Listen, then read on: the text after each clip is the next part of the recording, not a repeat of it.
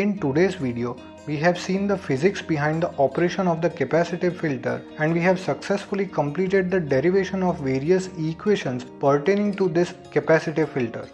Hello people and welcome to Electronics for All. This is a channel where we will design and develop industrial grade electronic systems. For every system or a circuit, we will start with basic fundamentals or textbook explanations. In the second step, we will confirm the functionality via simulations and calculations. This stage will progress into development of a prototype. The prototype will then be subjected to rigorous testing to prove its ruggedness. So you will get a walkthrough of electronic systems developments with best industrial practices. So let us start. In the previous video, we have seen the construction and working of a diode bridge rectifier along with a capacitive filter. We saw that a diode bridge rectifier without a filter can produce a pulsating DC voltage, which means that the voltage will not reverse its polarity, but still it will have a considerable amount of ripple in it. This phenomenon is really undesirable in any power electronic converter. This is why the concept of filtering is very much prevalent in electronic applications. There are many types of filters, but for our application, a simple capacitive filter on the output of this diode bridge rectifier is capable enough to reduce these voltage ripples to a permissible limit. In the previous tutorial, we have already seen the operation and working of diode bridge rectifier with a capacitive filter via MATLAB simulation. We observed that in order to reduce the ripple voltage in the output of a diode bridge rectifier, one needs to increase the value of the capacitor. These ripple can also be identified as the AC content of the output voltage, which can be reduced if we keep on increasing the capacitance value. The DC content of the output voltage will keep on increasing and the AC content will keep on decreasing. Now since we have completed the textbook explanation of the diode bridge rectifier, we will move ahead and will look into some physical phenomenon. Understanding the physics behind the working of the diode bridge rectifier is important. This is because the mathematical formulas that are used for the calculations are based on physics itself. Let us observe the waveforms as shown in the figure. This envelope is the output voltage profile of the diode bridge rectifier, which has converted the AC voltage from the input AC line to a pulsating DC voltage, which means that the voltage is now unipolar, but it still has considerable amount of AC content in it. When the diode bridge rectifier is attached with a capacitor of a suitable value, then the ripple voltage gets reduced to an acceptable limit. So this envelope of waveform belongs to a diode bridge rectifier which is fitted with an output capacitor filter of appropriate value. We can see that the voltage that was initially swinging between 0 volt to the maximum volts of about 325 volts is now showing a very less amount of voltage swing. Hence one can say that the output voltage from a diode bridge rectifier approaches a constant DC voltage as we keep on increasing the value of capacitive filter in the output of the diode bridge rectifier. Ideally, one can implement a capacitor with a very large value to get almost constant DC voltage, but this will increase the cost of the system to a large extent. Choosing the optimum value of capacitive filter is a trade-off between voltage ripples in the output voltage of the diode bridge rectifier and the cost of the system. The envelope of the waveform, which is here, is the profile of the output current of the diode bridge rectifier with capacitive filter. Let us try and understand the phenomenon behind these waveforms. Let us say the maximum value of the AC voltage is Vm1. The capacitive filter will attain a maximum voltage which will also be equal to Vm1.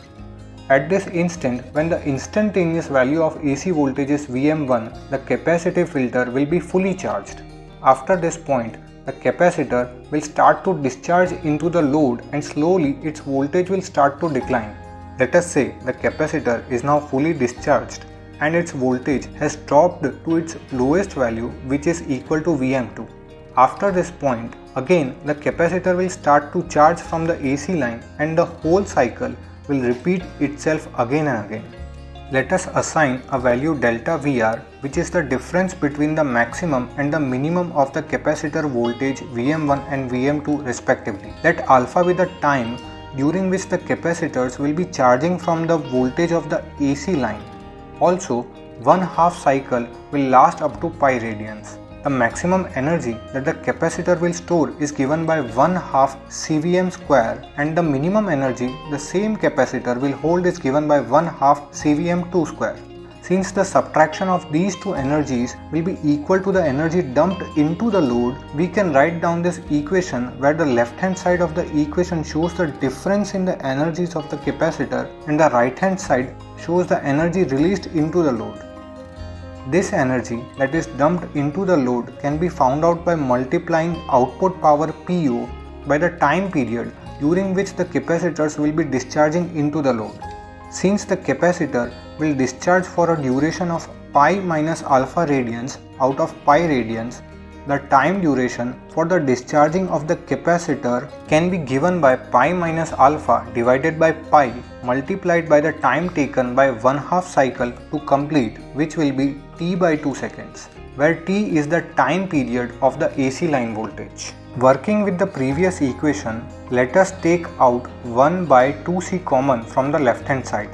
Then the left hand side becomes the standard formula for a square minus b square, which can be bifurcated to a minus b into a plus b. This section of Vm1 plus Vm2 divided by 2 becomes the average value of output, which is given by Vo, and Vm1 minus Vm2 is the value of the ripple voltage, which is denoted by delta Vr.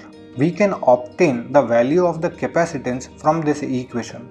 We can see that for a fixed value of output voltage, output power and line frequency, the value of the capacitor is inversely proportional to the voltage ripple, which means that to minimize the voltage ripple, one needs to increase the value of the capacitor. This equation can further be written in the form of output current. But before we can find the value of capacitance, we should have the value of alpha, which is the time during which the capacitors will be charging. After a time duration equivalent to alpha radians has elapsed, the voltage on the capacitor will be Vm2, which can be observed in this graph. We can write a very simple equation, that is Vm2 will be equal to Vm1 cos alpha. From the solution, we can obtain the value of alpha as cos inverse Vm2 divided by Vm1. Also, we know that Vm1 is the maximum value of incoming AC line voltage. Hence, Vm1 can also be written as Vm root 2, and Vm2 can also be written as Vm1 minus delta Vr. Now we need to find out the maximum value of capacitor charging current. For that, we will utilize the law of conservation of charge, according to which the charge gained by the capacitor while charging is equal to the charge lost by the capacitor while discharging. And we know that charge is given by Q, which is equal to current multiplied with time. From this, we can say that the average change in charge will be equal to the average change in current multiplied with time.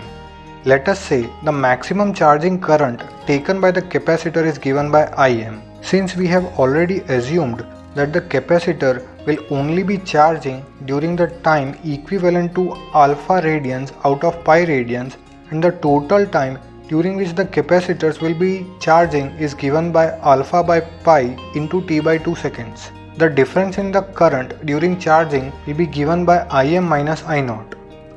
Similarly, while discharging, the current coming out of the capacitor and being dumped in the output is I0, and the discharging period will go on till pi minus alpha by pi into t by 2 seconds. This equation makes sense as it says that the charge gained by the capacitor while charging is equal to the charge lost by the capacitor while discharging. From the equation, after some mathematical jugglery, we can state that the peak current out of the diode bridge rectifier is given by I0 into pi by alpha. Now, as we have the value of charging current and discharging current as well given by these equations, we can simply square both the values individually, and after taking a summation of these two, the square root of these values will give us the RMS current of the capacitor. This much will be for today's tutorial, guys. In today's video, we have seen the physics behind the operation of the capacitive filter and we have successfully completed the derivation of various equations pertaining to this capacitive filter. In the next tutorial, we are going to select suitable components for the diode bridge rectifier along with capacitive filter. So do not forget to tune in for the next tutorial. Thanks for watching. Drop a like if you found this video helpful. Leave a comment if you have any query regarding the topic. And don't forget to subscribe and share this video with others.